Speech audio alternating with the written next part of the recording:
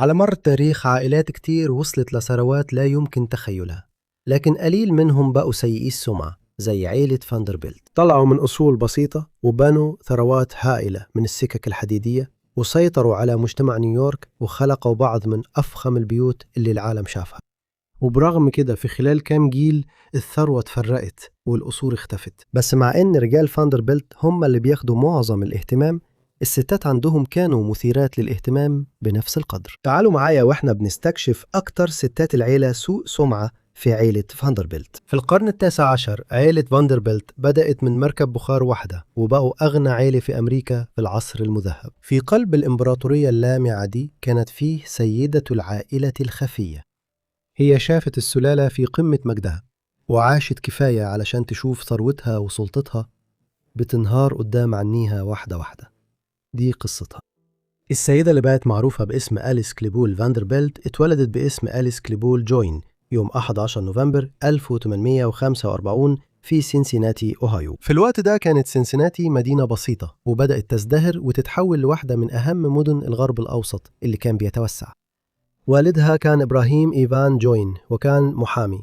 والدتها راشيل كانت بنت هنري كولينز فلاج جونيور اللي كان سياسي كبير ومحرر جريدة. هنري كمان شغل منصب عمدة لنيو هيفن كونتيكت من سنة 1834 لسنة 1839. أليس كمان كان عندها أجداد بارزين شاركوا في حرب الاستقلال، يعني هي من عائلة أمريكية مرموقة. للأسف والد أليس توفى سنة 1855 لما كانت لسه عندها 9 سنين بس. أمها بعد كده بدأت علاقة جديدة مع ألبرت ماثيوز اللي كان كاتب وصحفي وبيكتب باسم مستعار بول سيغفوليك. اتجوزوا سنة 1861 وبقى ألبرت ماثيوز هو زوج أليس. وبرغم كده حرصوا إنها تتعلم تعليم خاص كويس وركزوا على الأدب والدين والفنون وكمان آداب السلوك المتوقعة من الشابات في المجتمع الراقي. مش بعد الجواز بوقت طويل العيلة انتقلت لنيويورك، والحدث ده كان ليه تأثير كبير جدا على مسار حياة أليس كلها. في نيويورك أليس بدأت تظهر في المجتمع الراقي في منتصف ستينيات القرن التاسع عشر، في وقت كانت فيه النخبة الاجتماعية في المدينة بتتشكل بسرعة خلال العصر المذهب. هي بقت نشيطة في كنيسة سان بارثولوميو الأسقفية، وهي جماعة مؤثرة في بارك أفينيو في وسط منهاتن. وأثناء تدريسها في مدرسة الأحد هناك قابلت كورنيليوس فاندربيلت الثاني، وريث واحدة من أغنى وأقوى العائلات التجارية في أمريكا. كورنيليوس كان أكبر منها بسنتين بس، وكان بالفعل مرسوم له يكون شخصية بارزة. علاقتهم اتطورت بسرعة، وفي 4 فبراير 1867 أليس اللي كان عمرها 21 سنة بس اتجوزت في عائلة فاندربيلت وربطت حياتها للأبد بواحد من أعظم الأسماء في تاريخ أمريكا. أليس وكورنيليوس بدأوا يخلفوا بسرعة وكان عندهم 7 أطفال في المجمل. للأسف أكبر طفل ليهم بنت اسمها أليسا زي أمها اللي اتولدت سنة 1869 توفت سنة 1874. ابنهم الثاني ويليام هنري اللي تسمى على اسم والد كورنيليوس عاش تقريبا لحد ما بقى شاب، بس هو توفى في وسط واحدة من آخر موجات التايفويد القاتلة في الولايات المتحدة سنة 1892 وهو بيدرس في جامعة ييل وكان في أوائل العشرينات من عمره. ال5 أطفال تانيين عاشوا العمر أكبر بكتير، مع أنه أليس عاشت أكتر من كل أولادها ما عدا 3 بس. الثالث في الترتيب كورنيليوس فاندربيلت الثالث اتولد سنة 1873. علاقته مع أهله بقت صعبة جدا بعد ما اتجوز جريس جراهام ويلسون بنت مصرفي من نيويورك. كورنيليوس الثالث اتشال من الورث بسبب كده وما صلحش علاقته مع أبوه أبدا. جيرترود الرابعة واحدة من ولادهم ال7 بقت فنانة وأسست متحف ويتني في حي ميد باكينج في منهاتن. ألفريد وريجينالد الاثنين الأصغر اللي اتولدوا سنة 1877 و1880 بقوا الورثة الرئيسيين لثروة أبوهم وكانوا أغنياء جدا. آخر طفل لأليس جالاديس اتولدت سنة 1886 لما أليس كانت في أوائل الأربعينات من عمرها، وبعد كده اتجوزت كونت ميجري سنة 1908. عشان نفهم إزاي حياة أليس اتغيرت بسبب جوازها لازم الأول نفهم الثروة الضخمة اللي دخلت عليها. لما نقول إنها اتجوزت في عيلة غنية جدا ده ما يوصفش الموضوع فعلا. هي كانت تنضم لأقوى عائلة في أمريكا. لما أليس اتجوزت كورنيليوس سنة 1867 كان جده كورنيليوس فاندربيلت لسه عايش، وكان بيتحكم في ثروة ضخمة جدا لدرجة إنها كانت أكبر بكتير من أي ثروة تانية في البلد. هو بدأ في أوائل القرن التاسع عشر يشتغل في المراكب اللي بتنقل الناس من مانهاتن لكوينز وبروكلين ونيوجيرسي في وقت قبل ما الجزيرة تتربط بالأماكن دي عن طريق الكباري الكبيرة. لما تم اختراع السفن البخارية لأول مرة كان فاندربيلت من أوائل الناس اللي استخدموا التكنولوجيا دي، وسرعان ما عمل أسطول من السفن البخارية اللي سيطر بيها على جزء كبير من الشحن على الساحل الشرقي، وبقى معروف باسم الكومودور بسبب كده. والكلمة دي معناها قائد الأسطول. الكومودور بنى ثروته في البداية من الشحن، لكن في منتصف القرن التاسع عشر بدأ يحط الفلوس دي في سكك حديد أمريكا اللي كانت بتتوسع بسرعة. حوالي وقت ولادة أليس سنة 1845 كان هوس السكك الحديد بيجتاح البلد، وفاندربيلت كان ليه دور محوري في تطوير خطوط السكك الحديد على الساحل الشرقي وربط نيويورك بمدن الغرب الأوسط اللي كانت بتكبر زي شيكاغو وكليفلاند. لما الكومودور مات سنة 1877 ساب وراه أكتر من 100 مليون دولار، وده كان مبلغ صعب حد يتخيله وقتها، وبيساوي أكتر من 3 مليار دولار النهاردة، رغم أنه كان عنده أكتر من 12 طفل. الكومودور ساب 95% من ثروتي لحماه أليس ويليام هنري فاندربيلت. ويليام هنري كان ممكن ما يعملش أي مجهود لو عايز، بس هو اشتغل بجد، واحتكار أبوه لسكك حديد أمريكا ضمن إن ثروته هتزيد أكتر وأكتر. لما توفى سنة 1885 بعد أقل من 9 سنين من وفاة أبوه، كانت ورثته اللي كانت 100 مليون دولار اتضاعفت وبقت 200 مليون دولار. ساب أغلب الفلوس دي لولاده الاثنين الكبار اللي كانوا لسه عايشين، كورنيليوس فاندربيلت الثاني وويليام كيسام فاندربيلت، يعني بعد 18 سنة من جوازهم. أليس وكورنيليوس اللي كانوا أغنياء أصلاً بقوا دلوقتي في مستوى ثروة مش ممكن حد يتخيله، بقوا مليارديرات. وبمقاييس النهاردة ده نقل أليس لحياة رفاهية أكتر بكتير، وثبت مكانتها كأم العيلة لألمع سلالة في أمريكا.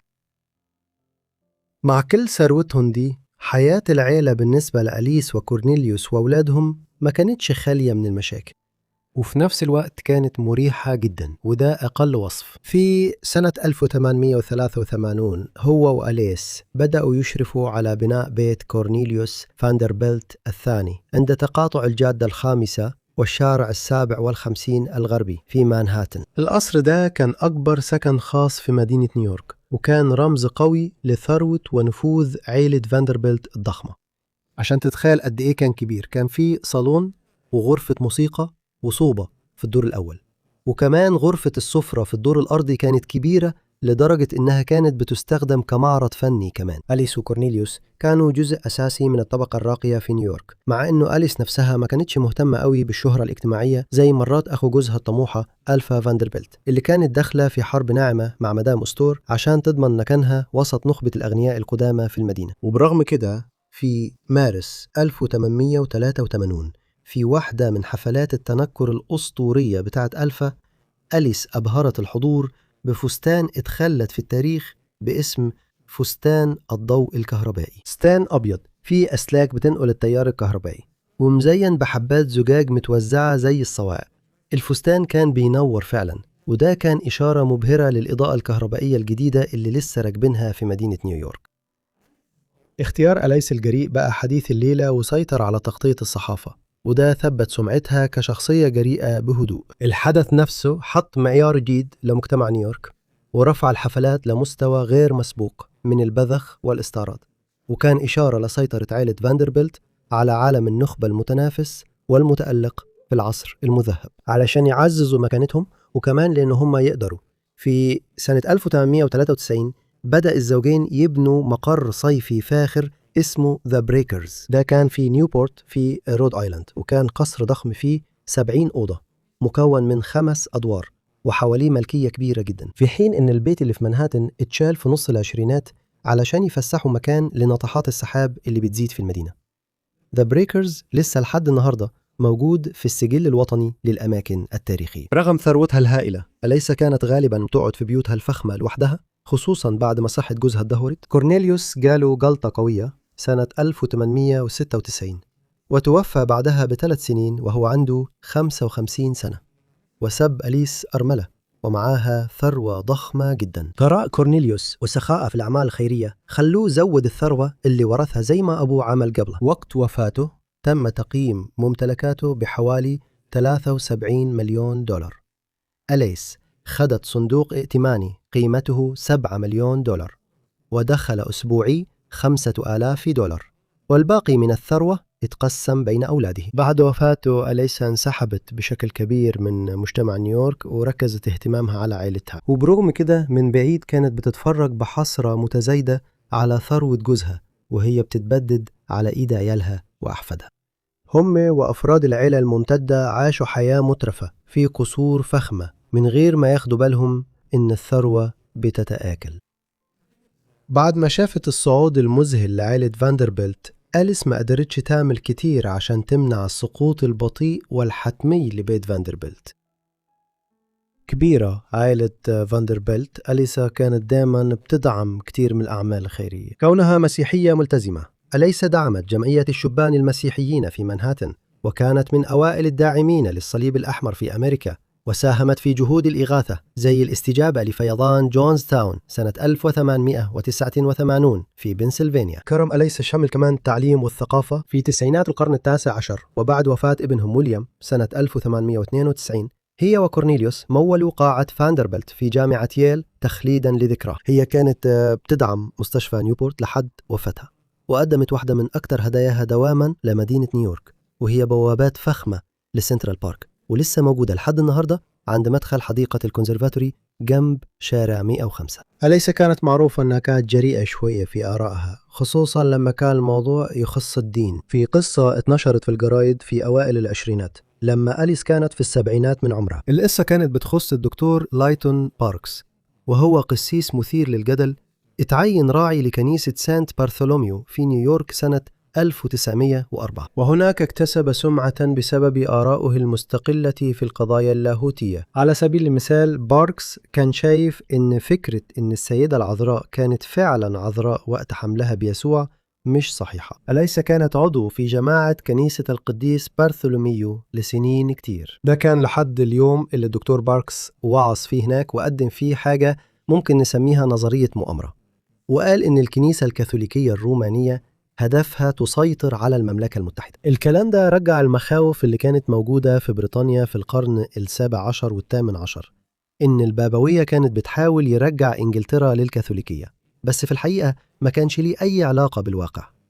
في أوائل القرن ال20 بدل كده عظة باركس كانت بتعكس المخاوف الحديثة في نيويورك بسبب التدفق الكبير للكاثوليك الرومان من بلاد زي أيرلندا وإيطاليا للمدينة من أول الثمانينات في القرن ال19. أليسا وضحت إنها مش هتقبل تسمع آراء زي دي، وسابت جماعة كنيسة سانت بارثولوميو، وده أثبت إن حتى في سنها الكبير كانت لسه ست قوية وصعبة. جوز أليس يمكن ما عاشش لحد سن كبير، لكن هي عاشت حياة مليانة كأم كبيرة لعيلة كبيرة ومتشعبة. يعني مثلا بقى عندها أكتر بكتير من 12 حفيد، وكان ليها دور كبير وفعال في حياتهم، وده كان واضح أكتر مع أولاد ألفريد الصغيرين من جوازه الثاني من مارغريت ماري إميرسون. اتولدوا في 1912 و1914، وكانوا لسه أطفال صغيرين لما ألفريد توفى في غرق السفينة لوزيتانيا في مايو 1915، وده معناه إن جدتهم كان ليها دور مهم في تربيتهم. كويس. حياة أليس كانت صعبة من نواحي تانية. ابنها الأصغر ريجينالد اتعرض لمشكلة كبيرة مع الشرب ومات في 1925 بسبب تليف الكبد، وكان عنده بس 45 سنة. مع ذلك وفاته خلت أليس وواحد من أولادها يعيدوا التفكير في الخلافات القديمة اللي كانت في العيلة. في سنة 1926 بعد 30 سنة من جواز كورنيليوس فاندربيلت الثالث من غريس ضد رغبة أهله، واللي في الفترة دي ما كانوش بيتكلموا مع بعض، هو ووالدته أخيرا تصالحوا. اللقاء كان مؤثر جدا لأنه في الوقت ده كان واحد من 3 بس من أولادها اللي لسه عايشين. لما توفى في 1925 ريجينالد ساب وراه بنت اسمها جلوريا، وكانت اتولدت في 1924. بعد كده بقت مصممة أزياء وعارضة أزياء، وكانت أم مذيع CNN أندرسون كوبر. ميراث جلوريا من والدها وهي طفلة صغيرة بقى سبب قضية فضيحة في الثلاثينات بين والدتها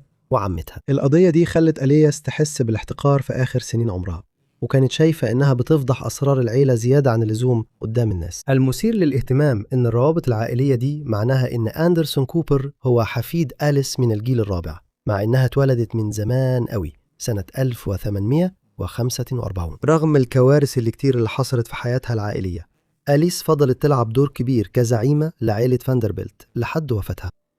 بس في عشرينيات وثلاثينيات القرن العشرين كانت ثروة العيلة اتفرقت بشكل كبير. ثروة الكومودور الضخمة اللي كانت في يوم من الأيام باين عليها ملهاش حدود اتبددت واتقسمت بين مئات الأحفاد على مر الأجيال، وده قلل من الإمبراطورية اللي كان بناها زمان. في سنة 1923 أليسا انتقلت تعيش في بيت تاون هاوس في 857 الجادة الخامسة في حي الأبر إيست سايد في مانهاتن، وده كان تمهيد لهدم القصر الكبير لكورنيليوس فاندربيلت الثاني، القصر اللي كانت أليس بنته مع جوزها في عز ثروة عائلة فاندربيلت. فضلت عايشة هناك لباقي حياتها، وتوفت يوم 24 إبريل سنة 1934 وكان عندها 88 سنة. والعجيب إن أليس سابت وراها أكتر من 10 مليون دولار، وده دليل على حياتها المنضبطة كأرملة، لأنها عمرها ما صرفت أكتر من مخصصاتها، وكانت محافظة على ثروتها كويس جدا. وكده بقت واحدة من القليلين من عائلة فاندربيلت في الأجيال المتأخرة اللي ماتوا وهم صرفوا أقل من اللي كسبوه.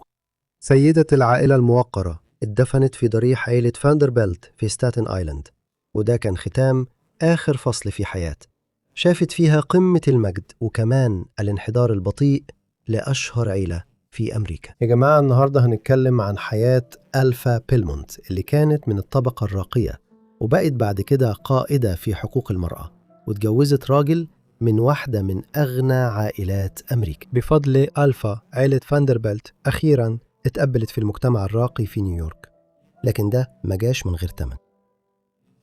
مع الوقت عائلة فاندربيلت خسرت ثروتها، وألفا تحملت جزء من اللوم.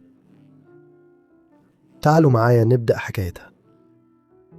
ألفا إرسكين سميث اتولدت يوم 17 يناير 1853 في مدينة موبايل في ألاباما. والدها كان موراي فورب سميث، ابن مهاجر اسكتلندي لأمريكا. مع أنه كان محامي مؤهل، لكنه اشتغل في تجارة السلع، وكان بيتعامل بشكل أساسي في القطن اللي كان أساس اقتصاد معظم الولايات الجنوبية في القرن التاسع عشر. والدة ألفا كانت فيبي آن ديشار، بنت روبرت ديشار اللي كان عضو في مجلس النواب في تينيسي في أواخر عشرينيات القرن التاسع عشر. ألفا كان واحد من 6 أطفال، لكن زي ما كان شائع في جنوب أمريكا وقتها بسبب ضعف الرعاية الطبية 3 منهم ماتوا قبل ما يوصلوا لسن الرشد. العيلة كمان واجهت تحديات اقتصادية في سنين ألفا الصغيرة. أمريكا كانت بطيئة جدا مقارنة بالدول الغربية لما يجي الموضوع لإنهاء العبودية بكل أشكالها. وخلال خمسينيات القرن التاسع عشر كان احتمال اندلاع حرب بيزيد أكتر فأكتر بين الولايات الحرة في الشمال وولايات العبيد في الجنوب بسبب الموضوع ده. قبل ما تندلع الحرب الأهلية الأمريكية سنة 1861، موراي سميث كان عنده نظرة متشككة لمستقبل صناعة القطن، ونقل عيلته للشمال في مدينة نيويورك، وهناك استقروا في ميدان ماديسون سنة 1859. وفي السنين اللي بعدها الحرب فرقت الولايات المتحدة، لكن عيلة سميث ازدهرت لأن والد ألفا وسع علاقاته التجارية برا البلد خصوصا في بريطانيا، وبسبب كده العيلة كان عندها بيت مصيف في رود آيلاند، وكانوا بيروحوا يقضوا أجازات في أوروبا من وقت للتاني. النشأة العالمية دي من بدري أكيد كان ليها تأثير كبير في تكوين آراء ألفا السياسية وشخصيتها القوية. لما كانت في أوائل العشرينات من عمرها اتعرفت ألفا على ويليام كيسام فاندربيلت. عائلة فاندربيلت كانت من أكثر العائلات شهرة في أمريكا في العصر المذهب، الفترة اللي حصل فيها ثراء غير مسبوق، ودي كانت في النصف الثاني من القرن التاسع عشر. ومع توسع البلد ناحية الغرب تحققت أرباح ضخمة من التنقيب عن البترول وتعدين الذهب والسكك الحديدية وكمان كهرباء البلد. رب الأسرة كان كورنيليوس فاندربيلت، جد الشاب اللي اتعرفت عليه ألفا في الوقت ده. هو جمع جزء كبير من ثروة عائلته من الاستثمار في السكك الحديدية والشحن وقت ما ثورة السفن البخارية اجتاحت العالم الأطلسي في الأربعينيات والخمسينيات من القرن التاسع عشر. وقت ما حفيده وألفا اتقابلوا في أوائل سبعينيات القرن التاسع عشر كان هو قرب على سن 80، وكان معروف إنه أغنى رجل في العالم. ألفا وويليام اتفاهموا من أول لقاء بينهم ودخلوا في علاقة بسرعة. اتجوزوا بسرعة بعد كده؟ حصلت مراسم الجواز في كنيسة كالفاري في بارك أفينيو في مانهاتن في نيويورك يوم 20 إبريل 1875، وجابوا طفلين بسرعة بعد كده. بنت اتولدت سنة 1877 اسمها كونسويلو على اسم أعز صاحبة لألفا اللي كانت هتعرف شين فاندربيلت، وولد اسمه ويليام جونيور على اسم أبوه جه بعد كونسويلو بسنة. وجابوا طفل ثالث اسمه هارولد بعد كام سنة في 1884. بما أنها بقت من عيلة فاندربيلت، الواحد ممكن يفتكر إن ألفا على طول بقت من الشخصيات الكبيرة في المجتمع الراقي في نيويورك، بس ده ما حصلش. عائلة فاندربيلت كانوا بيتشافوا أنهم ناس جدد على الفلوس، وكتير من عائلات نيويورك القديمة كانوا بيتجنبوا التعامل معهم. على سبيل المثال كتير من أولاد وبنات كورنيليوس فاندربيلت كانوا نفسهم يتقبلوا وسط قمة المجتمع الراقي في نيويورك، لكن لحد ساعتها العيلة كانت مستبعدة. لكن كل ده اتغير لما ألفا ظهرت. علشان ترفع عيلة فاندربيلت لقمة السلم الاجتماعي، ألفا كانت عارفة أنها محتاجة تعمل حاجة كبيرة، فعشان كده بدأت تبني أكبر قصر في نيويورك. وللمهمة الكبيرة دي ألفا استعانت بواحد من أشهر المعماريين في نيويورك وقت العصر المذهب، ريتشارد موريس هانت، علشان يصمم قصر على طراز عصر النهضة الفرنسي في الجدة الخامسة في مانهاتن.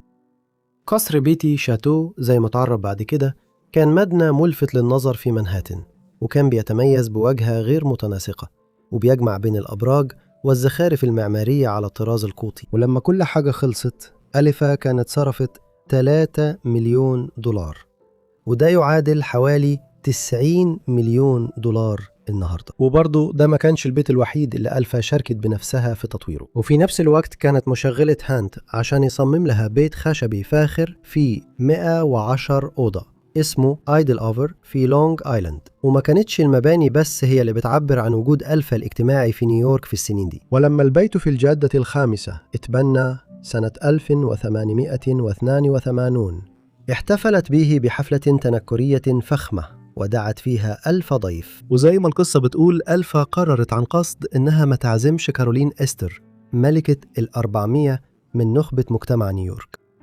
بالطريقة دي كانت هتضطر تيجي تزور ألفا علشان تضمن دعوة لبنتها للحفلة. الخطة دي نجحت، وما عداش وقت طويل غير لما المتحكمة في دخول مجتمع نيويورك جات تزور ألفا. واضح إن في الحفلة كارولين أستور قالت إحنا ما عندناش حق نستبعد الناس اللي البلد العظيمة دي قدمته. الوقت جه لآل فاندربيلت، وبكده آل فاندربيلت أخيراً حصلوا على المكانة الاجتماعية اللي كانوا بيتمنوها من زمان، بس ده ما جاش من غير تمن. وكانوا بيعتقدوا وقتها إن الحدث ده كلف حوالي $250 مليون، وده مبلغ يعادل تقريباً 10 مليون دولار النهاردة. وشهية ألفا للصرف البذخي فضلت مستمرة، خصوصاً بعد سنة 1886 لما جوزها ورث $65 مليون من تركة عائلة فاندربيلت. واحدة من أكتر المصاريف الملفتة كانت يخت اسمه ألفا، هي اللي طلبت تصنيعه، وكان أكبر يخت في العالم لفترة في أوائل تسعينيات القرن التاسع عشر بعد ما اتبنى. وفي قصر تاني اتبنى في نفس الفترة تقريبا، وكان ماربل هاوس الفخم جدا. الفيلا الصيفية دي اللي فيها 50 أوضة كانت هدية لألفا من جوزها بمناسبة عيد ميلادها 39. القصر ده كلف ويليام $11 مليون وقتها، يعني حوالي 360 مليون دولار بقيمة النهاردة. الإسراف الفاحش ده وقبولهم الاجتماعي كانوا بداية النهاية لعيلة فاندربيلت. كتير من أهل جوز ألفا حسدوا قصورها ونجاحها الاجتماعي، وكانوا عايزين نفس المكانة. عشان كده على مدار أواخر القرن التاسع عشر عيلة فاندربيلت بدأوا يبنوا قصورهم الضخمة وبيوتهم الصيفية، وصرفوا مئات الملايين من الدولارات في المجمل. كل الصرف ده معناه إنه بحلول العقد الثاني من القرن العشرين مفيش حد من عيلة فاندربيلت كان من أغنى الناس في أمريكا. وبعد كام جيل بس في السبعينيات يعتقد إن من حوالي 600 من أحفاد كورنيليوس اللي كانوا عايشين بالكاد في حد منهم ممكن يتقال عليه مليونير. رغم إن جوازها من ويليام سمح لألفا إنها توصل لمكانة من الثراء والمكانة الاجتماعية الرفيعة غير مسبوقة في نيويورك، إلا إن الجوازة دي كانت بتزداد تعاسة مع الوقت. ويليام كان بيخون مراته بقاله سنين طويلة، وهي بقت مش قادرة تتحمل الوضع ده أكتر وأكتر. مع ذلك كان ده وقت الناس فيه كانت بتتحمل الجوازات التعيسة.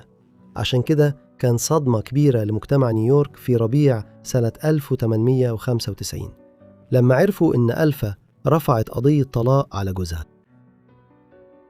ممكن الواحد يتخيل إن ألفا ما كانتش مخلصة تماماً في جوازها الأول لما نشوف السرعة اللي دخلت بيها في جوازها الثاني. في 11 يناير 1896، يعني أقل من سنة بعد ما اتطلقت من ويليام فاندربيلت، اتجوزت أوليفر هازارد بيري بيلمونت. الاتنين كانوا يعرفوا بعض من سنين، والناس كانت بتتكلم إن كان بينهم أكتر من صداقة، وألفا لسه متجوزة ويليام. بيلمونت كان من عائلة غنية جدا في نيويورك، شغالة في البنوك، وكان ورث ثروة ضخمة لما أبوه توفى سنة 1809. ممكن الواحد يفتكر إن تصرفها ده يوحي إن ألفا كانت بتجري ورا الفلوس، لكن طلاقها من فاندربيلت كان نتيجته إنها أخذت تسوية مالية كبيرة، أكتر من 10 مليون دولار، يعني أكتر من ربع مليار بقيمة الفلوس دلوقتي، وكان مش محتاجة تتجوز تاني عشان الفلوس.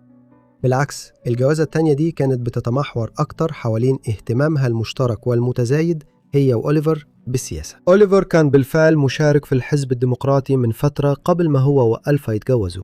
سنة 1900 خدم كمندوب في المؤتمر الوطني، والسنة اللي بعدها اتنتخب لعضوية مجلس النواب ممثل عن الدائرة 13 في نيويورك.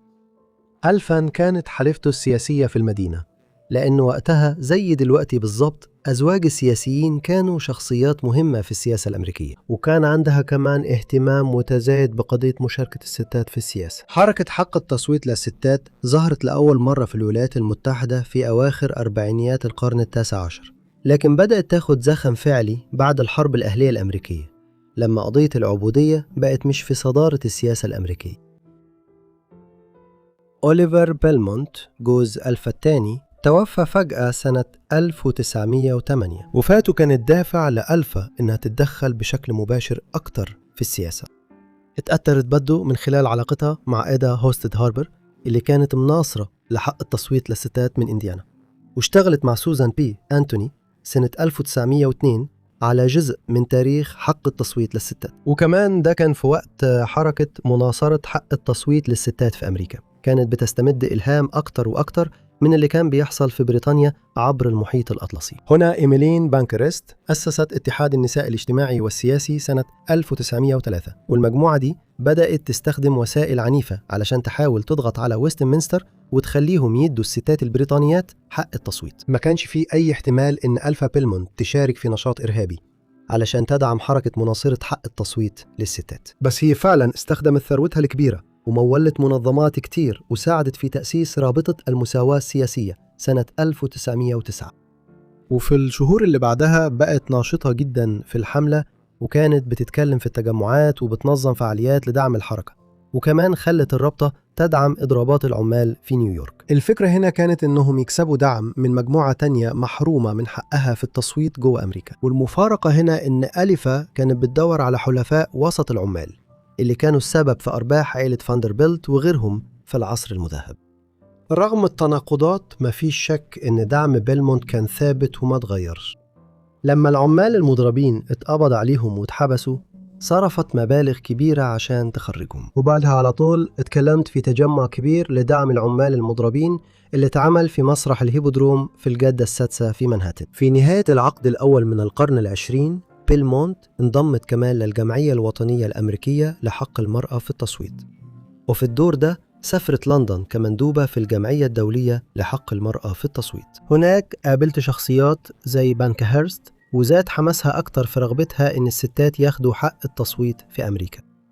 في أوائل القرن العشرين بيلمونت بدأت تشتغل في الضغط السياسي، وابتدت تشتري أجزاء معينة من وسائل الإعلام المطبوعة لدعم القضية. فضلت مستمرة في النشاط ده، وبمنتصف العقد الثاني من القرن العشرين كانت بقت شخصية قيادية في حركة حق التصويت للستات في أمريكا. وفي النهاية سنين الكفاح جابت نتيجتها. في سنة 1918 الحكومة البريطانية استسلمت وأدت الستات حق التصويت، بس كان فيه قيود كبيرة على السن والملكية والثروة. الولايات المتحدة لحقت بسرعة ومرروا قانون في الكونغرس سنة 1919، وعشان كده في 18 أغسطس 1920 تم تمرير التعديل 19 لدستور الولايات المتحدة، اللي بيمنع الحكومة الفيدرالية أو أي ولاية من حرمان أي مواطن بالغ من حق التصويت بغض النظر عن جنسه. وبعد ما أنجزت معظم شغل حياتها أليفا، والغريب في الموضوع سابت الولايات المتحدة وراحت فرنسا، البلد اللي الستات فيه ما أخدوش حق التصويت غير سنة 1945. بنتها كونسويلا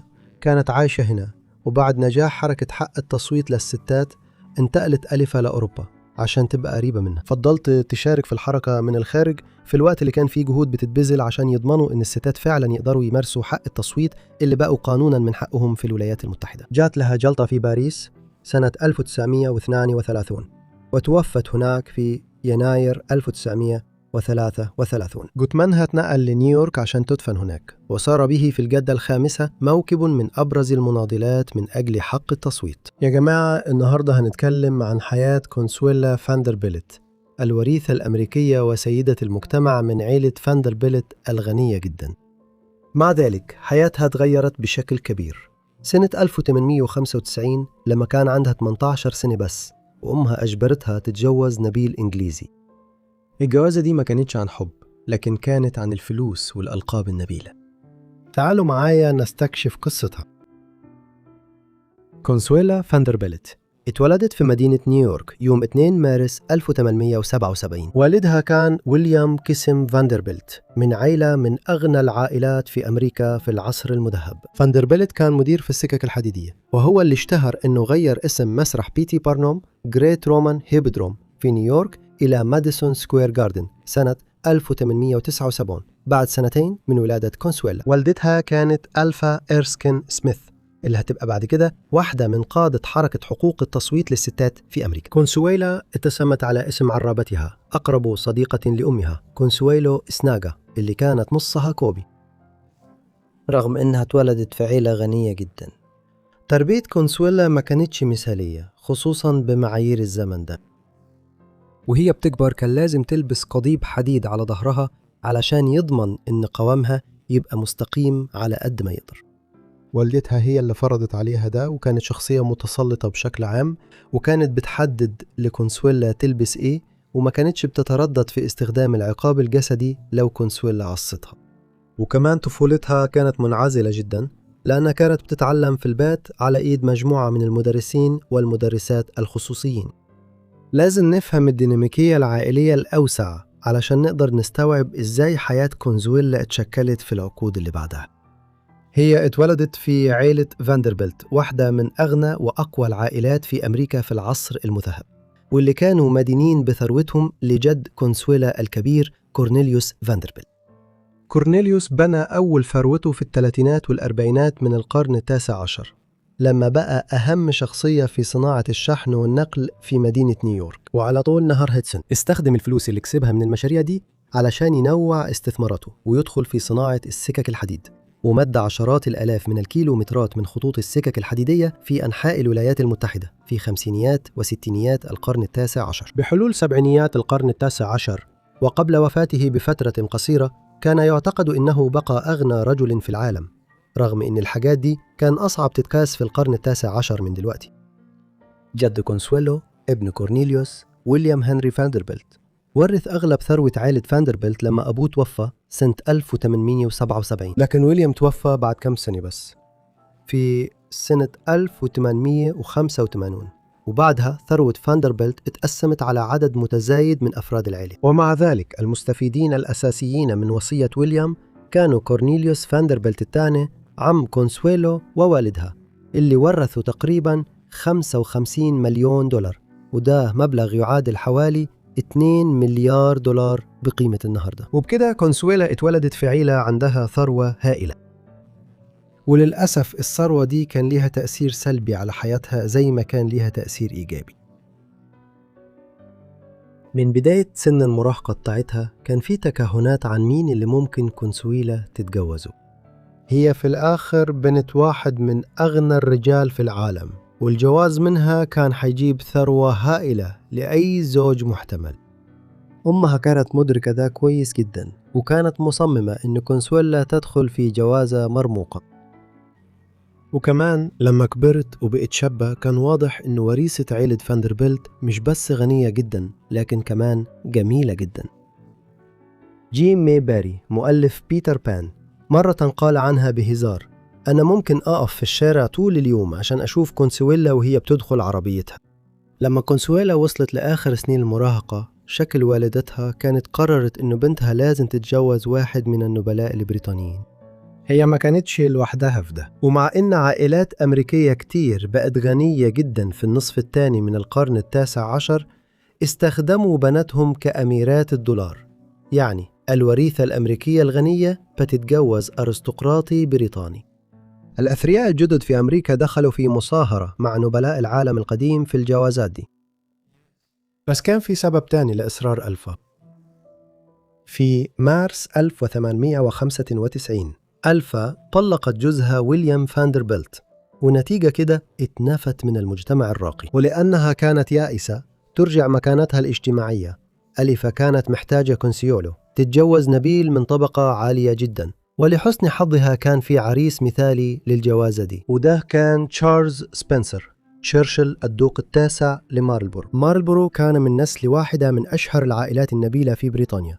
أول دوق فيهم كان قائد المجهود الحربي البريطاني في حرب الخلافة الإسبانية في أوائل القرن الثامن عشر. وقتها بنى واحد من أعظم القصور في بريطانيا المعروف باسم قصر بلينهايم. مع ذلك عائلة سبنسر تشرشل واجهت بعض المشاكل الاقتصادية في أواخر القرن التاسع عشر رغم المكانة الرفيعة لأسرتهم، وعشان كده الزواج بين الدوق التاسع وكونسويلو كان زواج مصلحة. مارلبورو كان هيحصل على التمويل اللي محتاجه علشان زي ما قال بعدين ينقذ قصر بلينهايم، وفي نفس الوقت عيلة فاندربيلت كانت هتشتري طريقها للأرستقراطية البريطانية، وألفا كانت هترجع مكانتها الاجتماعية. مع ذلك كونسويلو ما دخلتش الجوازة دي بإرادتها.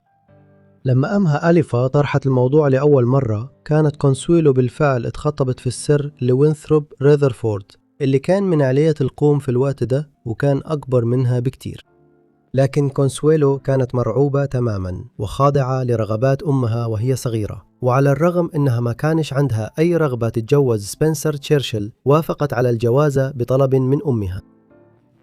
الظاهر أن اللي خلاها توافق فعلا هو لما أمها ابتزتها عاطفيا وقالت لها أن صحتها بتسوء جدا بسبب رفض كونسويلو للموافقة على الجوازة. الجوازة اتعقدت رسمي يوم 6 نوفمبر 1895 لما كانت كونسويلو عندها 18 سنة بس. الظاهر إنها وهي واقفة قدام المسبح كانت بتعيط تحت الطرحة بتاعتها.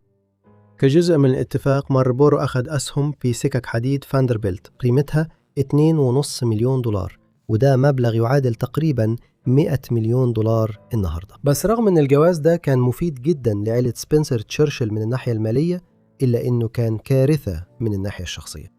كونسويلو وتشارلز الاثنين اضطروا يسيبوا العلاقات اللي كانوا فيها بسبب الجوازة دي وما تقبلوش بعض كويس.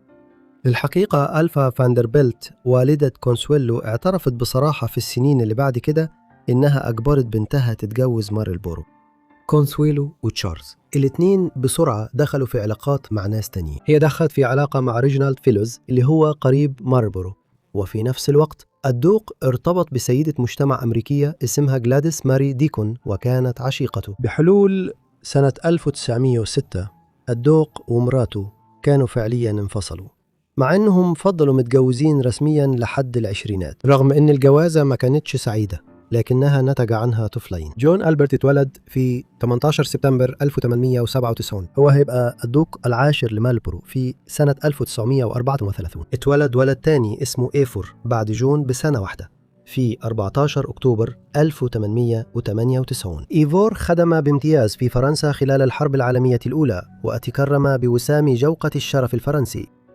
رغم أن جوازها من دوق مارلبورو ما كانش ملفت للنظر، كونسيولا كانت محبوبة من الخدم والعاملين في قصر بلينهايم وكمان من أهل منطقة أوكسفوردشير اللي القصر فيها. في تسعينات القرن التاسع عشر وأوائل القرن العشرين كانت بتعتبر الوجه الطيب والحنون لعائلة سبنسر تشرشل، وكانت بتتبرع بسخاء لمستشفيات الولادة المحلية والجمعيات الخيرية اللي بتركز على الفقراء. مع ذلك كونسيولا اتجوزت مارلبورو في في وقت كانت فيه التوترات السياسية في أوروبا بتزيد. القوة العظمى كانت في منافسة شديدة من سبعينات القرن التاسع عشر بسبب المشاعر القومية والتسابق على المستعمرات في أفريقيا وآسيا والتوترات بين قوى زي بريطانيا وألمانيا. مع بداية القرن العشرين اتكونوا تحالفين عسكريين كبار في أوروبا، وفي سنة 1914 أزمة إقليمية في البلقان انفجرت وتحولت للحرب العالمية الأولى. كونسويلو اندمجت بسرعة في الأعمال الخيرية والتطوعية علشان تساعد في مجهود الحرب في بلدها الجديد. في يوم 5 أغسطس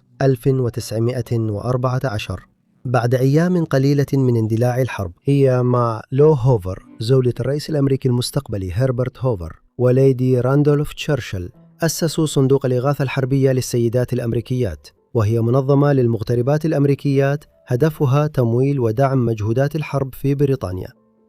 على مدار السنوات التالية كانت كونسويلو من خلال صندوق الإغاثة الحربية للسيدات الأمريكيات تشارك في جمع التبرعات من أمريكا لدعم بريطانيا، وده كان لحد ما الولايات المتحدة انضمت للحرب في صف بريطانيا وفرنسا سنة 1917. الصندوق كمان استخدم الفلوس اللي جمعها في تمويل مصانع ومشاغل تريكو، وكمان جهز مستشفى عسكري. مع نهاية الحرب اللي تسمى مستشفى الحرب التابع للسيدات الأمريكيات كان عالج أكثر من 7000 جندي مصاب. كونسويلو وتشارلز في الآخر وثقوا طلاقهم رسميا في سنة 1921. وقتها كانت كونسويلو بقالها فترة طويلة على علاقة مع جاك بلسان. بلسان كان رائد في مجال الطيران وبدأ يشتغل في المناطيد حوالي بداية القرن، وبعد كده انتقل لصناعة الطيارات بعد ما اشتغل مع الأخوين رايت اللي كانوا أول ناس يطيروا طيارة في كيتي هوك سنة 1903. هو وكونسويلو كانوا مرتبطين ببعض لسنين طويلة قبل ما تحصل على الطلاق اللي كانت مستنياه من مارلبورو. وأول ما الطلاق تم اتجوزت كونسويلو وجاك يوم 4 يوليو 1921. هو كان عنده 52 سنة وهي كان عندها 44 سنة. جواز كونسويلو الثاني كان جواز سعيد جدا. في سيرة ذاتية اتكتبت لها عن طريق كاتب شبح في أوائل الخمسينات. كونسويلو وصفت وقتها مع بلسان إنه كان زي الذهب. كانوا عايشين أغلب الوقت في باريس في العشرينات والثلاثينات، وبالعافية قدروا يهربوا من العاصمة الفرنسية قدام تقدم النازيين في صيف 1940، وهربوا على إسبانيا وبعدها البرتغال قبل ما يروحوا للولايات المتحدة. استقروا في فلوريدا بعد كده وكملوا بقية حياتهم في أمريكا. معظم السنين الأخيرة من جواز كونسويلو وجاك عاشوها في ماناليبان، وهي منطقة صغيرة في مقاطعة بالم بيتش في فلوريدا. هنا هي وجوزها الثاني بنوا قصر كبير وسموه كازا ألفا على اسم والدة كونسويلو. القصر تبنى على أرض مساحتها 150 أكر، وكان مساحته 26 ألف قدم مربع، ولما تباع في الخمسينات كان ثمنه 568 ألف دولار، وده مبلغ يساوي ملايين بقيمة النهاردة. كازا ألفا لها مكانة خاصة في التاريخ الحديث. في سنة 1946 قريب كونسويلو من جوزها الأول رئيس وزراء بريطانيا السابق وزعيم الحرب وينستون تشرشل قعد هنا وهو في طريقه يلقي خطابا في كلية ويستمنستر في ميزوري، وعشان كده بيعتقدوا أنه صقل وتدرب على خطابه الشهير عن الستار الحديدي في بيت كونسويلو اللي فيه وصف على نحو سيء الصيت حكم السوفييت في شرق ووسط أوروبا، كأنه ستار حديدي نازل على نص أوروبا. كونسويلو وجاك قضوا جزء كبير من حياتهم الزوجية الأخيرة في فلوريدا، وفي نفس الوقت كانوا محافظين على بيوت في نيويورك ولونغ آيلاند. في سنة 1953 ظهرت السيرة الذاتية لكونسويلو اللي كتبها ستيوارت بريستون، ناقد فني وكاتب أمريكي، وكان اسمها البريق والذهب، وقدمت سرد ممتع لحياتها وعالم وريثها من العصر المذهب حتى لو كان انتقائي جدا. جاك توفى في 4 نوفمبر 1956 في مدينة نيويورك. جوتمانو اتنقل لفرنسا والدفن في باريس. للأسف ابنها الأصغر إيفور توفى في سبتمبر 1956 قبل ما يكمل 60 سنة، وده كان قبل جاك بأسابيع قليلة. بعد وفاتهم كونسويلو باعت كازا ألفا وعاشت أغلب الوقت في نيويورك ولونغ آيلاند. بعد كده كونسويلو توفت في بيتها في ساوثهامبتون على لونغ آيلاند يوم 6 ديسمبر 1964، وكان عندها 87 سنة. جثمانها اتنقل لإنجلترا ودفنت في كنيسة سينت مارتن في بلدين بأكسفوردشير مش بعيد عن قصر بلينهايم جنب ابنها المتوفي إيفر. جزء كبير من ثروتها انتقل لابنها اللي لسه عايش، دوق مارلبورو العاشر. اتولدت كورنيليا فاندربيلت في أقوى عيلة في أمريكا، وكانت واحدة من أغنى ستات العالم، وكان متوقع تعيش حياة معينة. لفترة فعلا عاشت كده، لكن في الثلاثينات انتقلت لأوروبا وطلقت جوزها وصبغت شعرها بينك وبدأت حياة جديدة باسم جديد. التصرفات دي صدمت الطبقة الراقية في أمريكا، فليه عملت كده؟ وإيه اللي حصل لها بعد كده؟ كورنيليا ستايفيسنت فاندربيلت اتولدت في عزبة بلتمور في نورث كارولاينا يوم 22 أغسطس 1900. تقريبا حياتها كلها تشكلت بسبب خلفية عائلتها. أبوها كان يحمل الاسم المهيب جورج واشنطن فاندربيلت الثاني، بعيد تماما عن كونه من نسل أول رئيس للولايات المتحدة زي ما اسمه ممكن يوحي. جورج في الحقيقة كان ابن ويليام هنري فاندربيلت. ويليام هنري كان ابن كورنيليوس فاندربيلت اللي كان معروف في أمريكا في القرن التاسع عشر باسم الكومودور. كورنيليوس جمع ثروة هائلة خلال حياته الطويلة قبل وفاته سنة 1877. أولاً احتكر الشحن في منطقة الولايات الثلاث وعلى الساحل الشرقي لأمريكا خلال فترة ازدهار السفن البخارية بين ثلاثينيات وخمسينيات القرن التاسع عشر، وبعد كده دخل في مجال السكك الحديدية. كورنيليا عمرها ما عرفت جدها الكبير ولا جدها. ويليام هنري توفى سنة 1885 وساب وراه ثروة هائلة قيمتها 200 مليون دولار، يعني بعشرات المليارات بقيمة النهاردة، مع أن أغلب تركته راحت لعمين من أعمام كورنيليا الكبار. أبوها ورث هو كمان كام مليون، وجمع فلوس أكتر مع مرور السنين لما قرايب تانيين توفوا والصناديق الاستئمانية استحقت. وعشان كده كورنيليا اتولدت في عيلة غنية جدا، وكانت هتقدر تعيش زي ما هي عايزة في حياتها بعد كده. أمها كانت إث ستايفسنت جيري اللي جاي من عائلة سياسية كبيرة ومعروفة في الساحل الشرقي. هي تجوزت والد كورنيليا سنة 1898. كورنيليا كانت بنتهم الوحيدة، وده معناه إنها كانت هتورث كل ثروتهم في السنين اللي جاية، وكمان البيت الضخم والعزبة اللي جورج بناهم في بلتمور. قبل ما نبص أكتر على حياة كورنيليا الغريبة، تعالوا نرجع شوية ونتكلم عن عزبة بلتمور نفسها. والد كورنيليا كان بنى البيت ده قبل ما يتجوز أديث أصلا. والدتها هي اللي جذبتها للريف في ولاية نورث كارولاينا. بعد ما جوزها ويليام هنري توفى سنة 1885 بدأت تقضي وقت أكتر بعيد عن نيويورك، وكانت ولاية نورث كارولاينا وقتها مكان مشهور لناس نيويورك اللي كانوا بيدوروا على الهروب من زحمة وضوضاء منهاتن. جورج كان بيحب نورث كارولاينا، ولما دخل في منتصف العشرينات من عمره قرر يشتري عقار كبير هنا عشان يبني عليه بيته الخاص. هو كمان كان عايز يبقى زي إخواته اللي بنوا بيوت كبيرة في نيويورك ورود آيلاند. الشغل بدأ في عزبة بلتمور في نهاية ثمانينيات القرن التاسع عشر، بعد ما جورج اشترى 125 ألف فدان من الأرض. تم تصميمه بواسطة المهندس المعماري البارز في القرن التاسع عشر ريتشارد موريس هانت، وحوالي 1000 عامل اشتغلوا في بنائه، وكان بيتبني على طراز قصر فرنسي من عصر النهضة. تصميمها المعماري استلهم من كذا قصر فرنسي من عصر النهضة في وادي اللوار، خصوصا قصر بلوا اللي هو قصر تاريخي في وسط فرنسا، وكان في يوم من الأيام مقر إقامة كونتات بلوا وكذا ملك فرنسي. البيت كان مكون من 4 طوابق ومع بدروم وبدروم سفلي كمان. كان في حوالي 250 أوضة في بيت بلتمور، منهم 35 أوضة نوم وأكثر من 40 حمام، وأماكن إقامة للعمال اللي عددهم بالعشرات، وقاعة ولائم وأوضة موسيقى ومكتبة فيها عشرات الآلاف من الكتب، ومطابخ وغرف غسيل ضخمة، وأوضة بلياردو للعب البلياردو، وكمان حمام سباحة. وده كان شيء غريب في التسعينات من القرن ال19. اتخلص البيت سنة 1895 وتسمى على اسم دي بيلت، المدينة اللي عيلة فاندربيلت جت منها أصلاً في هولندا. البيت الضخم ده كان هو العالم اللي كورنيليا كبرت فيه وهي طفلة وحيدة، ولما كانت بتخرج من بابه كانت تقدر تتمشى أميال من غير ما تسيب الملكية الواسعة دي. ساعتها ودلوقتي البيت ده كان وما زال أكبر بيت مملوك ملكية خاصة في الولايات المتحدة. مع كل العظمة دي كان مكان غريب فعلا لطفلة تعيش فيه. مفيش إخوات، وقليل قوي اللي في نفس المستوى، وحياة يومية شكلها وجود الكبار اللي دايما حواليها وموظفين البيت. تربية زي دي أكيد كان لازم تسيب أثرها، وفعلا سابت أثرها. لأن كورنيليا بقت غريبة الأطوار جدا في السنين اللي بعد كده، وسابت قصر طفولتها زي ما هنشوف قريب.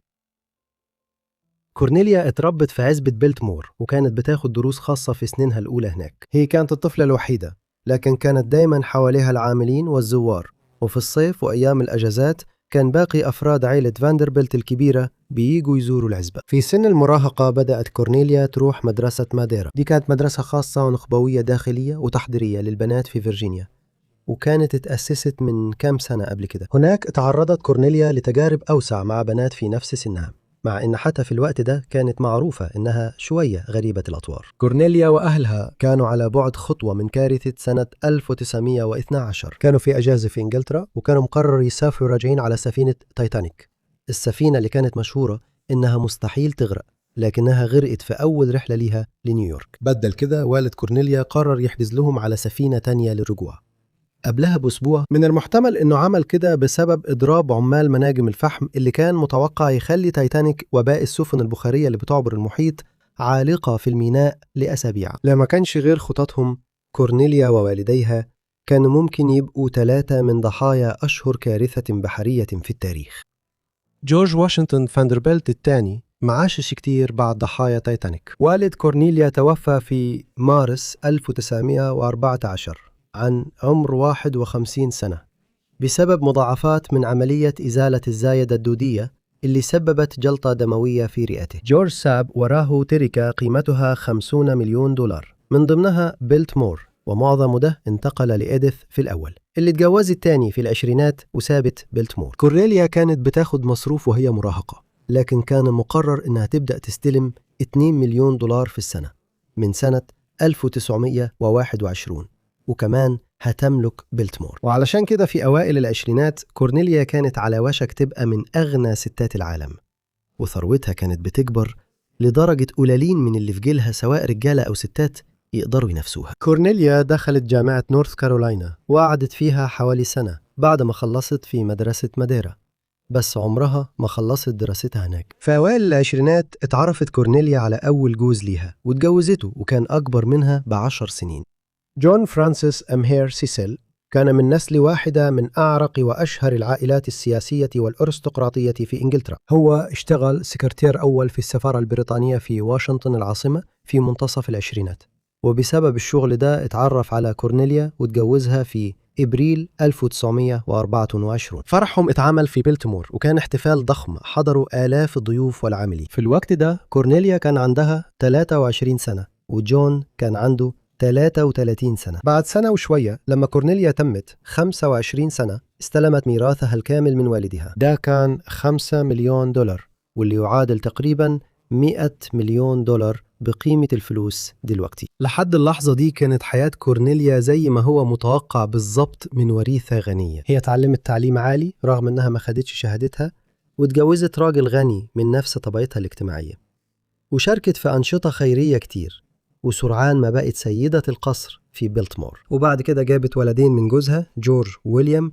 اتولدوا في 1925 و 1928. الاتنين عاشوا حياة مريحة في بيلتمور، لكن في سنة 1930 وقت الكساد الكبير فتحوا أجزاء من البيت العامة عشان يجيبوا دخل إضافي. خطوة غير مسبوقة ساعدت في تأمين مستقبل أكبر بيت في أمريكا، اللي بعد كده اتعرف كمعلم تاريخي وطني. ومع كده لما الأولاد بدأوا يكبروا تصرفات كورنيليا الغريبة بقت أوضح بكتير. في سنة 1932 لما أولادها كانوا عندهم 7 و4 سنين قررت إن الحياة في بيلتمور مملة وما بقتش مفرحها، وعشان كده سابت المكان فجأة وسافرت نيويورك وبدأت تروح مدرسة فنون هناك. الخطوة دي كانت غريبة جدا في الوقت ده. في نظرية بتقول إن كورنيليا ممكن تكون قررت تسيب بيلتمور لأنها كانت حاسة إن حياتها هناك كانت خنقاها. هي كانت أدارت الأملاك بنفسها لفترة في أوائل العشرينات، لكن بعد ما اتجوزت جوزها هو اللي استلم إدارة بيلتمور، وده خلاها مش لاقية حاجة تعملها طول اليوم. كورنيليا ما كانش عندها أي اهتمام إنها تبقى ست بيت هادية حتى لو كانت غنية، وقررت إنها تبدأ حياتها المستقلة في نيويورك. كورنيليا ما قعدتش في نيويورك لفترة طويلة برضو. بعد كام شهر من وصولها هناك سافرت على أوروبا واستقرت في باريس. هي عمرها ما رجعتش للولايات المتحدة، حتى ما حضرتش جنازة والدتها بعد ما توفت سنة 1958. كورنيليا كمان قررت إنها خلاص تنفصل عن جوزها. هي طلقت سيسيل سنة 1934 بعد وصولها لأوروبا بفترة قصيرة. الغريب إنه فضل في بلتمور وكان بيدير العقار حتى بعد ما طلق كورنيليا. والأغرب من كده كان إنها سمت نفسها نيلتيتشا وصبغت شعرها باللون الوردي. ده كان بيعكس إيمانها المتزايد بقوة علم الأرقام والتصوف، وكل من لون شعرها واسمها كانوا انعكاس لهالة الألوان اللي كانت بتدعي إنها عندها. وبعد كده صبغت شعرها باللون الأزرق، وغالبا كانت بتلبس ألوان زاهية حسب هلتها ولونها وحسب الوقت من السنة. أما أولادها فكانوا بيتعلموا في بريطانيا وسويسرا، وده معناه إن كورنيليا كانت بتشوفهم بشكل منتظم في أوروبا. وفي العطلات كانوا بيرجعوا لبلتمور علشان يكونوا مع والدهم، فكانوا عايشين حياة بين ضفتي الأطلسي. الاتنين خدموا في البحرية الملكية البريطانية خلال الحرب العالمية الثانية، وده كان نتيجة مباشرة لشغف كورنيليا بالسفر والمغامرة. كورنيليا بقت معروفة بحياتها العاطفية المعقدة في أوروبا. في باريس بدأت علاقة مع فنان سويسري اسمه جاي بير، وبعد كده لما اندلعت الحرب العالمية الثانية انتقلت عبر القناة الإنجليزي وخدت بريطانيا وطن ليها.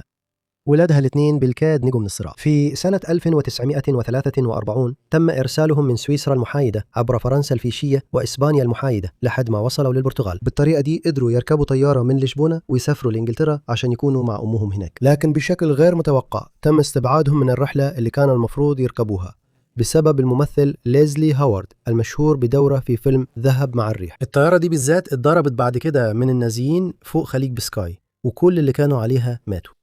جورج وويليام سافروا في طيارة تانية ووصلوا إنجلترا بالسلامة، وده كان تقلب غريب في القدر بيشبه اللي حصل مع كورنيليا لما كانت هتركب التايتانيك سنة 1912 ونجت من الكارثة.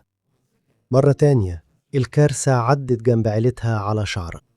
بعد الحرب اتجوزت الكابتن فيفيان فرانسيس بولكيلي جونسون سنة 1949. كان بطل حرب متكرم من خدمته في الحرب العالمية الأولى، وبعد كده بنى لنفسه مسيرة ناجحة في البنوك في لندن. فرح كورنيليا الثاني ما كانش ممكن يكون مختلف أكتر عن الأول. هي وفيفيان اتجوزوا في مكتب السجل المدني في كينسينغتون في لندن. قررت تستخدم اسم ماري في جوازها الثاني. السبب مش واضح 100%، مع إن في ناس اقترحوا إن ده كان علشان تخلي حياتها خاصة على قد ما تقدر. الجوازة دي كانت شكلها أسعد من أول واحدة. على الأقل كورنيليا نيلشر ماري ما ركبتش السفينة وهربت لقارة تانية.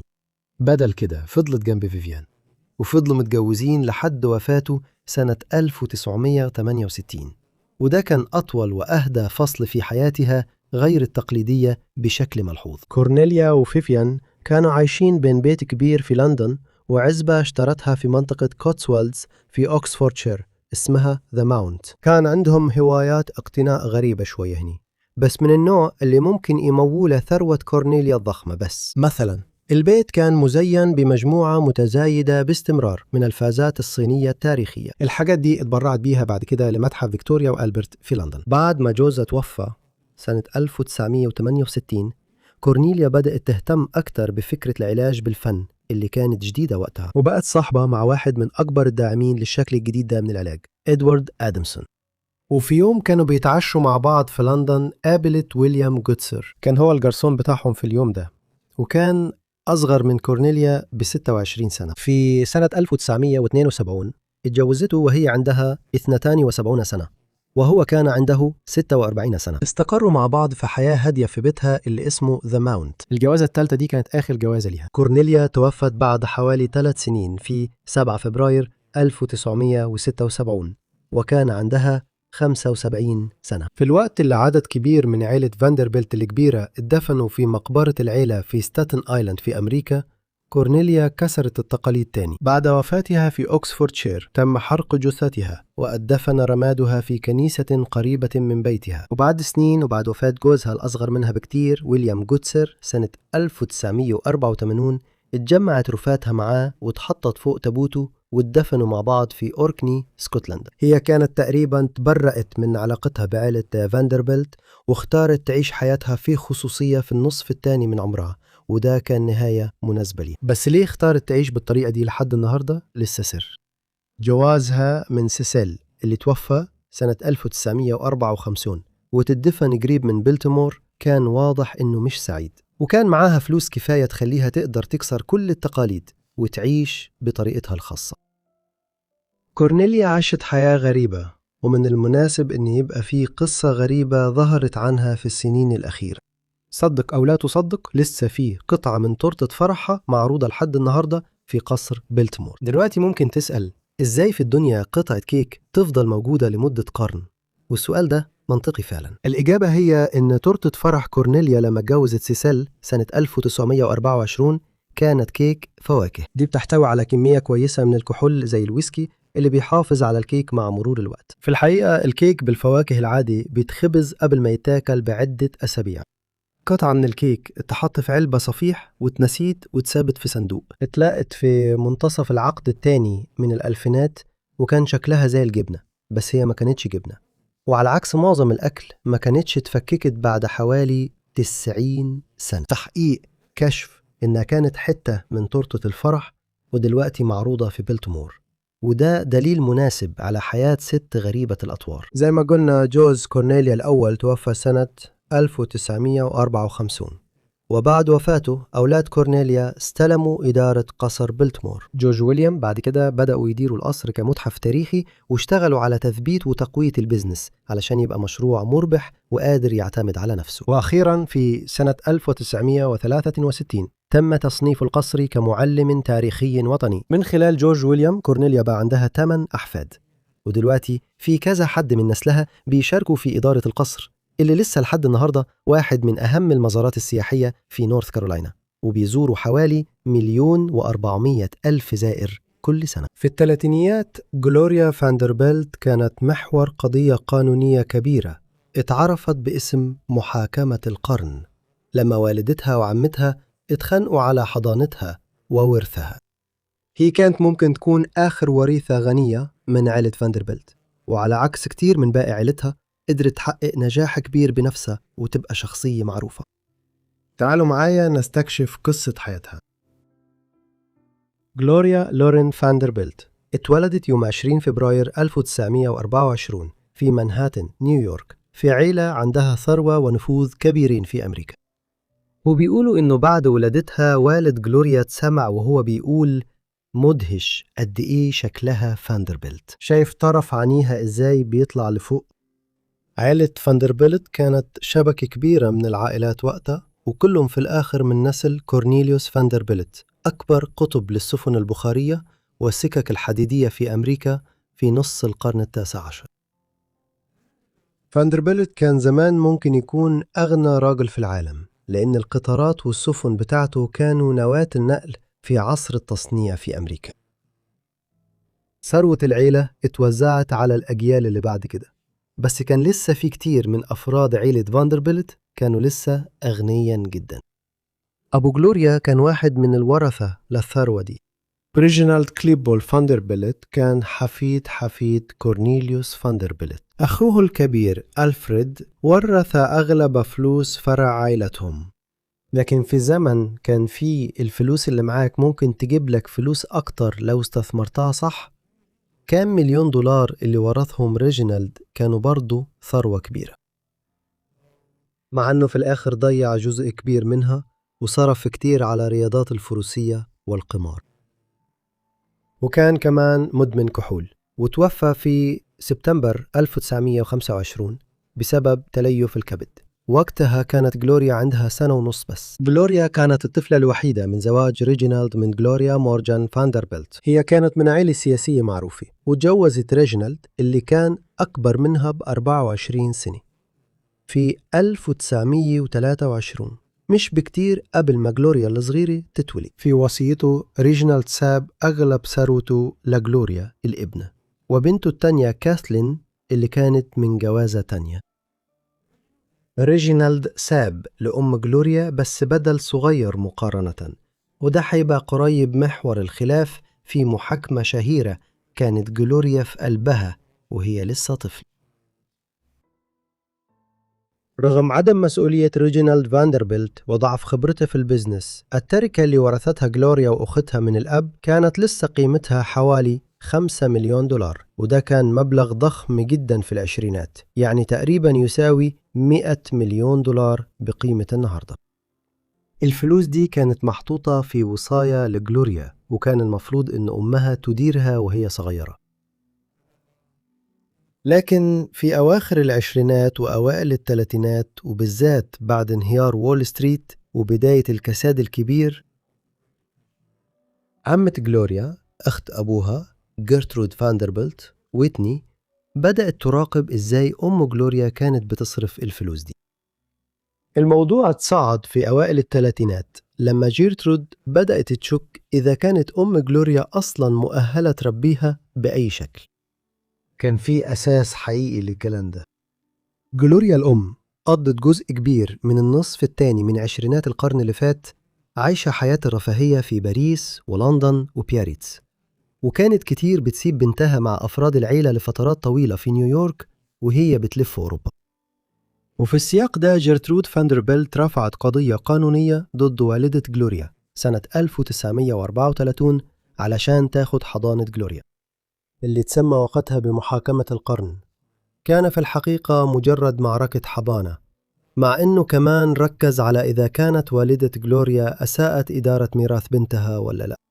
المحاكمة كانت فاضحة. الجرايد فضلت تنشر عن الفضايح دي لأسابيع لما ظهرت أدلة على علاقة مثلية كانت والدة جلوريا متورطة فيها.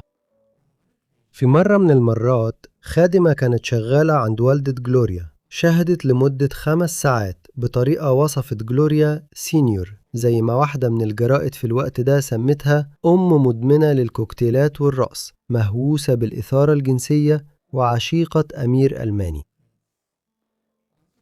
ومش غريب إن الإعلام وصف جلوريا نفسها في الآخر إنها البنت الغنية المسكينة الوريثة عندها 10 سنين اللي فقدت أبوها واتسابت من أمها اللي ما كانتش مهتمة بيها.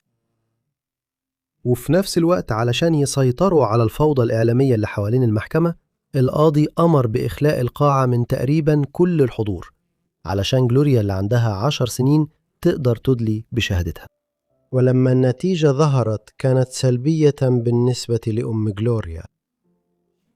اتقال عنها إنها كانت أم مهملة واتمنحت الحضانة لجيرترود وكمان مسؤولية إدارة ميراثها، مع إنهم حافظوا على مخصص مالي لجلوريا سينيور. أمها كان مسموح لها تزورها في الويك إند، وحاولت تستأنف الحكم في سنة 1936 بس ما نجحتش، والعلاقة بين الأم والبنت عمرها ما تصلحت بالكامل. في سنة 1946 لما كانت في أوائل العشرينات من عمرها وبقت مسيطرة بالكامل على أموالها، جلوريا بطلت تدفع المخصص السنوي اللي كان $21,000 لأمها، وقالت إن أمها تقدر تشتغل وتكسب عيشها، وإنها من دلوقتي هتتبرع بالمبلغ ده للجمعيات الخيرية كل سنة. من الأربعينات ولحد وفاتها أم جلوريا كانت عايشة مع أختها ثيلما فيرنس فيسكونتيسا فيرنس في مدينة نيويورك ولوس أنجلوس. جلوريا سينيور توفت في الآخر بسبب السرطان سنة 1965.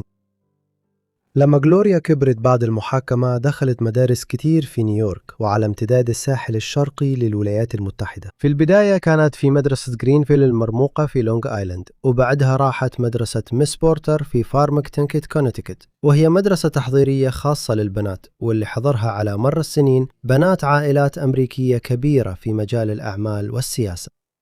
وبقت شابة جميلة أكتر مع الوقت، وبدأت تشتغل كعارضة أزياء في أواخر سنين مراهقتها، مع إن دخولها الحقيقي لعالم الموضة ما حصلش غير بعد عقود. ولما وصلت 17 سنة ذهبت من الحياة الصارمة مع عمتها وقررت تعتمد على نفسها وسافرت تعيش في هوليوود في كاليفورنيا. وفي أواخر سنين مراهقتها حاولت تبدأ مشوارها في مجال الفنون، ودرست لفترة في رابطة طلاب الفنون في مدينة نيويورك، وبعد كده اشتغلت كفنانة تشكيلية وممثلة في نفس الوقت. والتمثيل كان جزء من الأسباب اللي خلتها تقرر تروح للغرب وتنتقل لمدينة لوس أنجلوس في أوائل الأربعينيات. الاهتمام ده استمر معاها على مدار السنين، وفي الخمسينيات والستينيات ظهرت في كتير من عروض برودواي وكمان في برامج تلفزيونية مشهورة وقتها زي The Love Bolt و The Time of Your Life.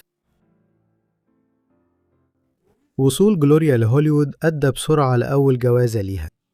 الجوازة دي كانت من باد شيكو، وكيل مواهب في هوليوود، وكان في أوائل الثلاثينات من عمره. هي كانت عندها 17 سنة، بس لما تجوزوا الجوازة كانت مليانة عنف، وجلوريا قالت بعدين إن ديشيكو كان دايما بيسبها بكدمات في عينيها وكان بيهينها نفسيا.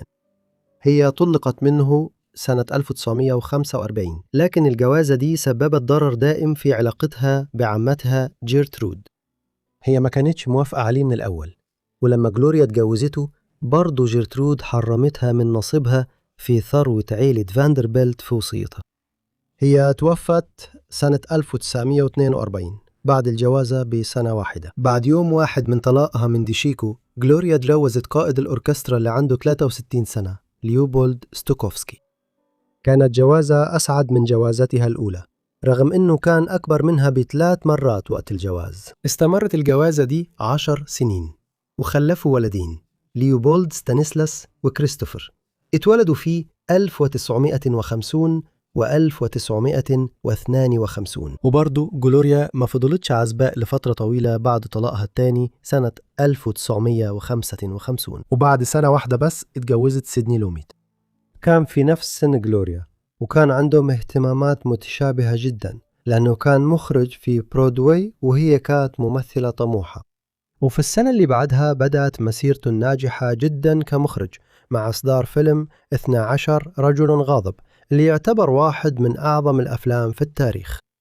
الجواز ده ما انتجش عنه أي أطفال، وانتهى سنة 1963، ويفترض أن السبب كان الخيانة، لأن الاثنين اتجوزوا تاني في خلال أسابيع قليلة. زوج جلوريا الرابع والأخير كان وايت إمري كوبر، اللي هو كمان كاتب سيناريو وممثل. فضلوا متجوزين لحد وفاته أثناء جراحة قلب مفتوح سنة 1978. خلفوا طفلين مع بعض، كارتر وأندرسون، اتولدوا في 1965 و1967 على التوالي. مع إن دي تفاصيل جوازاتها الأربعة، جلوريا كان ليها علاقات كتير تانية مع شخصيات بارزة على مر السنين، وكتير منهم كانوا علاقات غرامية وهي متجوزة. العلاقات دي شملت الممثل مارلون براندو، والمطرب والممثل فرانك سيناترا، والمخترع ورجل الأعمال هوارد هيوز، وكمان علاقة يشاع إنها كانت غرامية مع كاتب قصص الأطفال روالد. مع أنها بدأت حياتها كممثلة في الأربعينات والخمسينات، جلوريا معروفة النهاردة أساساً بمشوارها في عالم الموضة. في السبعينات اتعاونت مع موهان مارانجي من مجموعة مارانجي علشان يطلقوا خط جينز باسمها.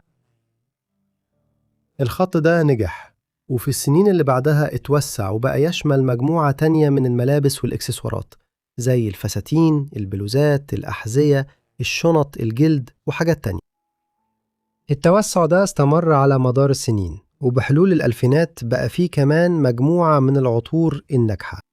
كل المشاريع دي كانت مربحة وقدرت تواكب تغيرات موضة السيدات، وعلشان كده جلوريا قدرت تثبت نفسها كسيدة أعمال ناجحة من السبعينات لحد الألفينات. حياة جلوريا فاندربيلت في سنينها الأخيرة كانت أهدى وأقل فوضى بكتير من حياتها في شبابها. أكيد حياتها العاطفية كانت أقل دراما، وما تجوزتش تاني بعد وفاة جوزها الرابع سنة 1978. هي بدأت تهتم بحاجات جديدة في الثمانينات والتسعينات. واحدة منهم كانت اهتمام متجدد بمشوارها كفنانة تشكيلية. في أواخر الستينات بعض من شغلها القديم تستخدم في تصميم مجموعة كروت لشركة هولمارك، وفي التسعينات بدأت تشتغل تاني في الرسم على الزجاج والفخار. والنتيجة كانت سلسلة من المعارض أغلبها تعمل في الألفينات في أماكن عرض مختلفة على الساحل الشرقي. وفي نفس الوقت بدأت تمارس العمل الخيري في المجال ده، واشتغلت كناقدة في معارض ومسابقات مختلفة. ومع ذلك كان أعظم حب عند جلوريا في أواخر حياتها هو الكتابة. ما بين السبعينيات ولحد وفاتها نشرت جلوريا حوالي 6 مذكرات بتوثق جوانب مختلفة من حياتها لحد الوقت ده، ومن أبرزهم كانت بتتأمل في المحاكمة اللي حصلت لأمها وعمتها سنة 1934، وواحدة تانية عن جوازاتها وعلاقتها على مر السنين. كمان نشرت 3 روايات خيالية، أبدا ما تقولش وداع، اللي اتنشرت سنة 1989، وكتاب ذكريات ستار فيثفول اللي اتنشر سنة 1994، وهوس حكاية إيروتيكية اللي اتنشرت سنة 2009. وكان في كمان اهتمام متزايد بالكتابة عنها، وده ظهر بشكل واضح من خلال كتاب باربرا جولدسميث ليتل جلوريا اللي اتنشر سنة 1980، عمل بيفحص المحاكمة اللي حصلت سنة 1934 والسياق الثقافي اللي حصلت فيه. جلوريا فاندربيلت توفت في بيتها في مانهاتن يوم 17 يونيو 2019. السبب الظاهر لوفاتها كان سرطان المعدة، مع أنها كانت عندها 95 سنة وقتها، وكانت عاشت حياة طويلة ومنتجة. اتدفنت في مقبرة عائلة فاندربيلت في ستاتن آيلاند. ورثت ممتلكاتها لابنها الثاني من الجوازة دي، أندرسون كوبر، المذيع والصحفي المعروف. شكرا جدا لكم كلكم على مشاهدة الفيديو ده عن ستات عائلة فاندربيلت، يا رب يكون عجبكم. قولوا لي رأيكم في حياتهم تحت في التعليقات، ولو عندكم أي اقتراحات أو عايزين قصص أكتر عن عائلة فاندربيلت كمان قولوا لي تحت في التعليقات. يا رب تكونوا مشتركين في القناة ومفعلين الجرس عشان توصلكم كل فيديوهاتي أول ما انزلها. وده كل اللي عندي النهاردة، فهشوفكم كلكم في الحلقة الجاية من حياة منسية. شكرا.